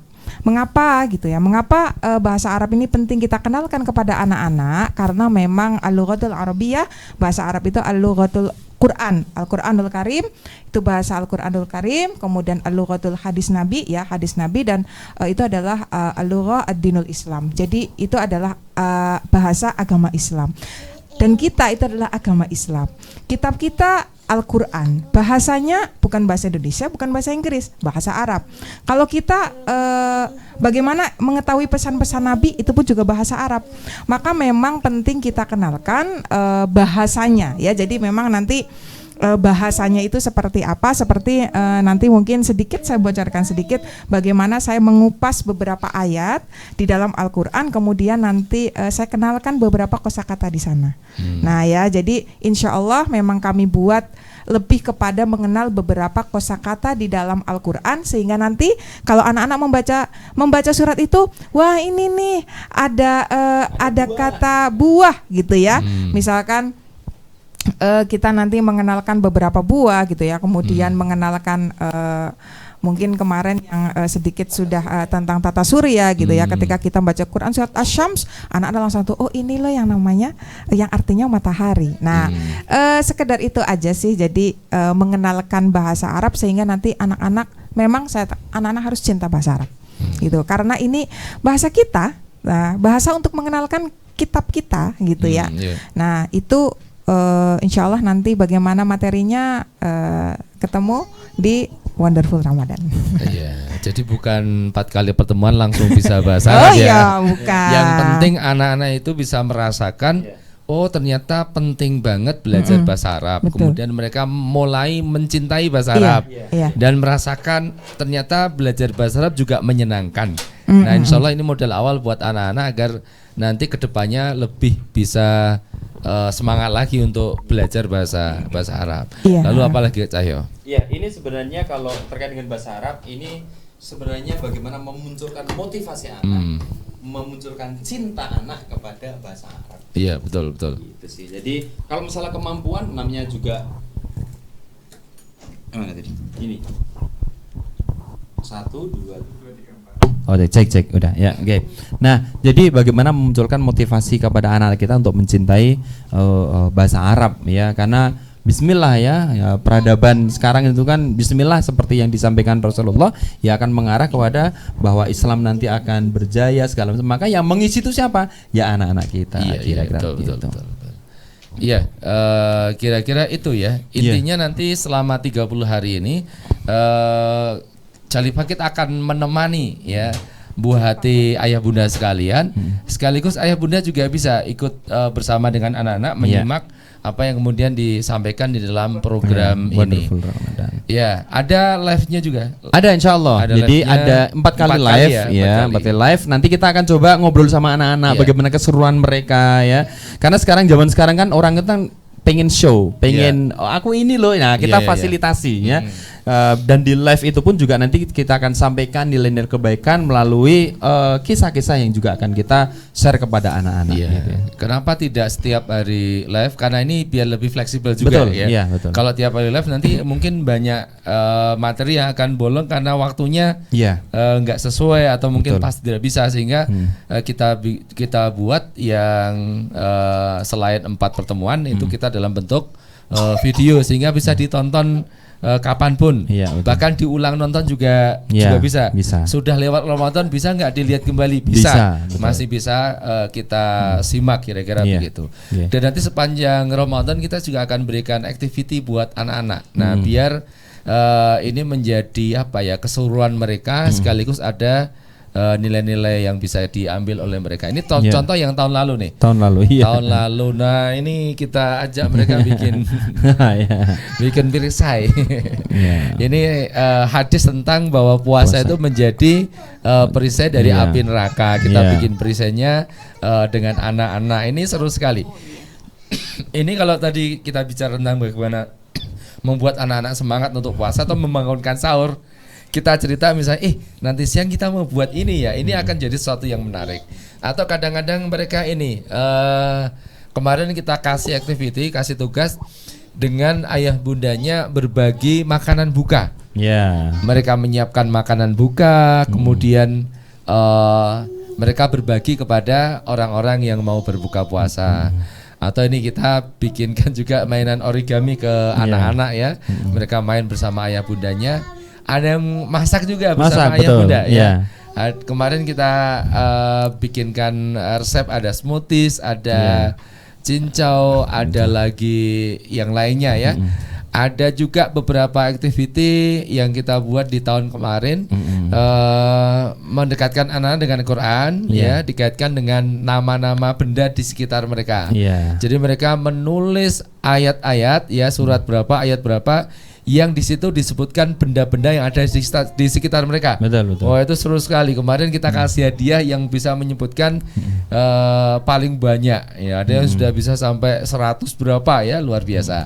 Kemudian, nah ini masak juga ya. Pokoknya nanti ada aktivitinya juga yang bisa kita berikan ke anak-anak sehingga hari-hari Ramadannya juga ada sesuatu yang membuat mereka menyenangkan ya.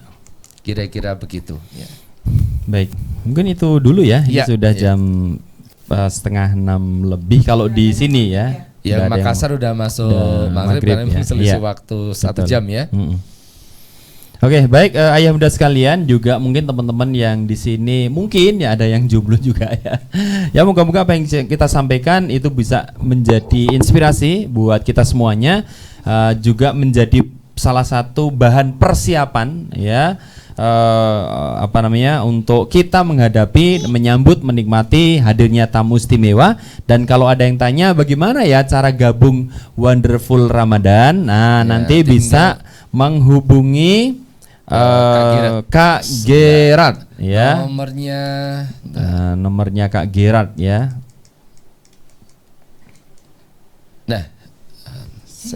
Ini dia ya. Nomornya 081972992234 ya. Nah, namanya Kak Gerard ya, namanya Kak Gerard ya. Ini pemain bola itu bukan? Sebenarnya, itu tuh orangnya tuh. Sedang di mobil kayaknya itu, sedang nganter ayam kayaknya itu. Ya, nanti Kak Gerard insya Allah 24 jam ya, siap untuk ya membersamai yang mau mendaftar ya, bagaimana prosesnya. Dan kita memang bikin ya sesimpel mungkin. Kalau anak-anak muda kan pakai aplikasi macam-macam gitu ya. Kalau sekarang ya udahlah, pokoknya hubungi Kak Gerard, nanti akan dibantu prosesnya ya. Sekali lagi di 081972992234. Nah, insya Allah nanti Kak Gerard akan membantu bagaimana ayah bunda sekalian mendaftarkan diri atau mendaftarkan buah hatinya mengikuti program Wonderful Ramadan. Dan ini masih hari-hari diskon ini sampai 2 hari ke depan. Oh, insya Allah. Ya, terakhir tanggal 20 itu masih ada potongan tiketnya ya. Oh, alhamdulillah. Harusnya ya. tiketnya 200 ya. Sekarang masih 170 sampai 2 hari ke depan ya. Betul, jadi segera saja ayah bunda ya sebelum kelewat tanggal 20 ya. Betul. Iya. Oke, baik, mungkin itu dulu yang bisa kita sampaikan. Terima kasih ayah bunda sekalian sudah bergabung di sore hari ini dengan keluarga Rempong ini ya.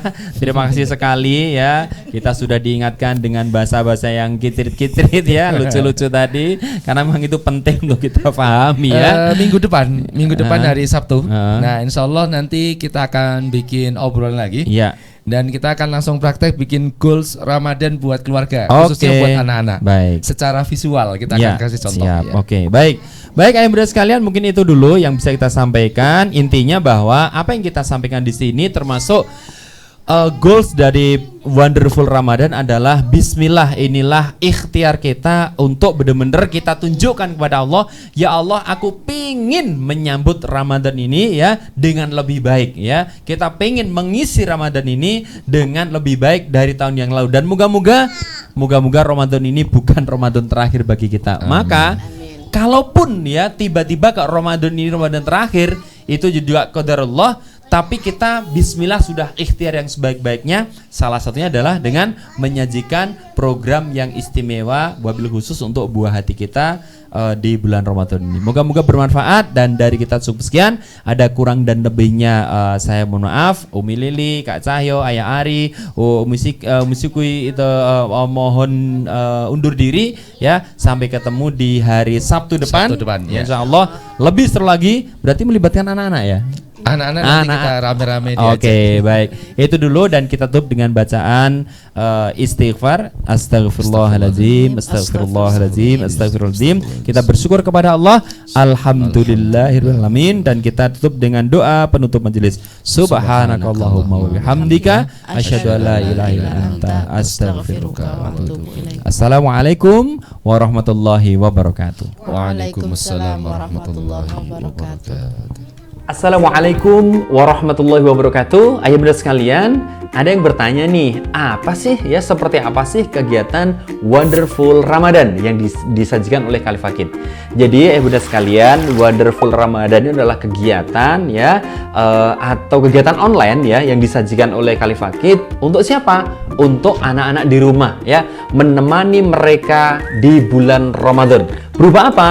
Berupa ya, video-video Kak Cahyo berkisah tentang para nabi, para sahabat nabi, juga tentunya para ilmuwan Islam ya. Nah, tidak hanya itu, ada besok namanya The Power of Al-Fatihah, menjelaskan ayat per ayat ya kepada anak-anak bagaimana kehebatan surat Al-Fatihah. Kenapa? Karena ini terkait dengan ibadah sholat. Jadi harapannya nanti ketika ya anak-anak mendengarkan, menikmati sajian penjelasan tentang tadabbur surat Al-Fatihah for Kids ini, maka mereka bisa Masya Allah mempengaruhi apa? Sholat mereka. Moga-moga lebih khusyuk, mereka lebih tahu makna dan arti dari surat Al-Fatihah. Bukan hanya itu ya, Wonderful Ramadan juga menyajikan ya kelas bahasa Arab for Kids bersama Umi Lili dan Kak Zidni.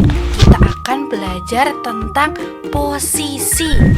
Kak Zidni sekarang mau menyebutkan bahasa Arab dari buah-buahan yang ada di depan Umi. Nah ya, dan tidak ketinggalan pula ya selama Ramadan ya, insya Allah ada beberapa sesi untuk kemudian bersama-sama live nge-zoom bersama Kak Cahyo dan juga Ayah Ari untuk sharing-sharing ya. Siapa yang nge-zoom? Anak-anak. Jadi kita akan tanya seperti apa puasanya, mereka bisa curhat, juga tentunya insya Allah juga ada kisah yang akan kita sampaikan. Nah, itulah kurang lebih gambaran program Wonderful Ramadan. Jadi yuk bergabung ya bersama dengan Khalifakid untuk menikmati sajian yang sangat spesial berupa program Wonderful Ramadan. Bismillah, moga-moga ini bisa membantu ayah bunda sekalian untuk apa? Untuk menanamkan spirit kesolehan, untuk menanamkan spirit ketaatan pada buah hati.